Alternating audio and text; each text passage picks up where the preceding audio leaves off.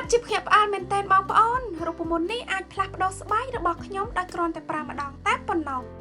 គ្រីមកាហ្វេដ៏មានប្រសិទ្ធភាពបំផុតសម្រាប់ធ្វើឲ្យផ្ទៃមុខសកាត់បន្ថយស្នាមជ្រីជ្រួញមុនស្នាមមុនបាច់ខ្មៅនិងចុះមុខធ្វើឲ្យស្បែកសភ្លឺរលោងនិងក្មេងជាងវ័យភ្លាមអ្វីដែលបងប្អូននឹងត្រូវការមានដូចជា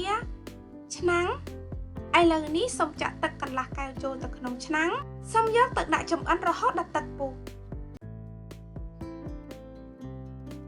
បន្ទាប់ពីទឹកពុះហើយសូមដាក់កាហ្វេចំនួន1ស្លាបព្រាបាយកាហ្វេមានមុខងារជាសារធាតុប្រឆាំងអុកស៊ីតកម្មដ៏មានឥទ្ធិពលក្នុងការធ្វើឲ្យស្បែកស្រស់ថ្លាបំបត្តិមុននិងស្នាមមុននិងជំរុញការផលិត collagen បន្ទាប់មកទៀតបងប្អូនត្រូវការតែបៃតងចំនួន1ស្លាបព្រាបាយតែបៃតងជួយឲ្យស្បែកមានសុខភាពល្អនិងរក្សាកម្រិត collagen នៃស្បែកកាត់បន្ថយមុននិងស្នាមមុនបន្ទាប់មកសូមបិទភ្លើងសូមត្រាំទុកចោលរយៈពេល5នាទីទៀតបន្ទាប់មកត្រងយកទឹក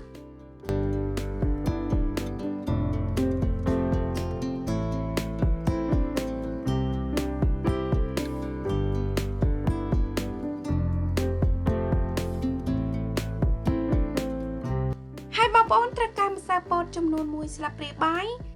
ម្សៅពោតជួយកាត់បន្ថយជាតិខ្លាញ់នៅលើស្បែកសូមកករហូតទាល់តែវារលាយអស់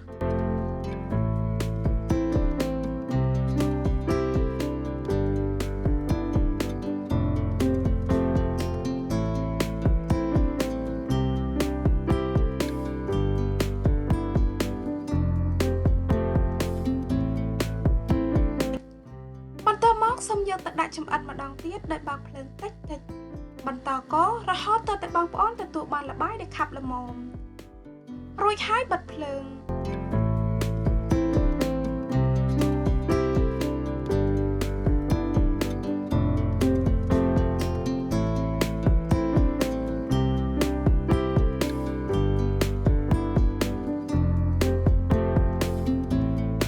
ហើយយើងត្រូវការចានប្រទាលកន្ទុយក្រពើចំនួន1ស្លាបព្រាបាយចានប្រទាលកន្ទុយក្រពើជួយប្រឆាំងនឹងរ៉ាឌីកាសេរីដែលបណ្ដាលឲ្យមានស្នាមជ្រីជ្រួញសូមកច្របល់គ្រឿងផ្សំទាំងអស់ឲ្យបានសព្វចូលគ្នាល្អសូមចាក់ល្បាយនេះចូលទៅក្នុងខ្លោងរួចរក្សាទុកនៅក្នុងទូទឹកកកហើយបងប្អូនអាចប្រើបានយូររហូតដល់ទៅ7ថ្ងៃ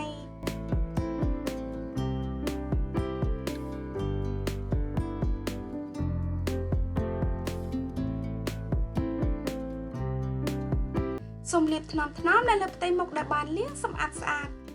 បងប្អូនអាចលាបល្បាយនេះនៅលើតំបន់ភ្នែករបស់បងប្អូនដើម្បីបំបត្តិរង្វង់ខ្មៅនិងស្នាមជ្រីជ្រួញសូមទុកចោលរយៈពេល1ម៉ោងឬរហូតដល់ស្ងួតល្អបន្ទាប់មកសូមធ្វើការម៉ាស្សាថ្នមហើយលាងសម្អាតផ្ទៃមុខរបស់បងប្អូនជាមួយនឹងហ្វូមលាងមុខម្ដងទៀតកុំភ្លេចលាបឡេឬក្រែមផ្ដល់សំណើមដែលបងប្អូនប្រើជាប្រចាំសម្រាប់លទ្ធផលកាន់តែប្រសើរសូមប្រើរូបមន្តនេះ1ទៅ2ដងជារៀងរាល់ថ្ងៃផ្ទៃមុខរបស់បងប្អូននឹងមើលទៅភ្លឺថ្លាមានសុខភាពល្អហើយសញ្ញានៃភាពចាស់ទាំងអស់នឹងរលាយបាត់ពី1ថ្ងៃទៅ1ថ្ងៃធានាថាឃើញប្លែកតាំងពីប្រើលើកដំបូងប្រសិនបើបងប្អូនត្រូវការរូបមន្តធ្វើឲ្យផ្ទៃមុខសបន្ថែមទៀតសូម comment ខាងក្រោមអរគុណច្រើនសម្រាប់ការទស្សនាសូមជួបតែសំណាងល្អ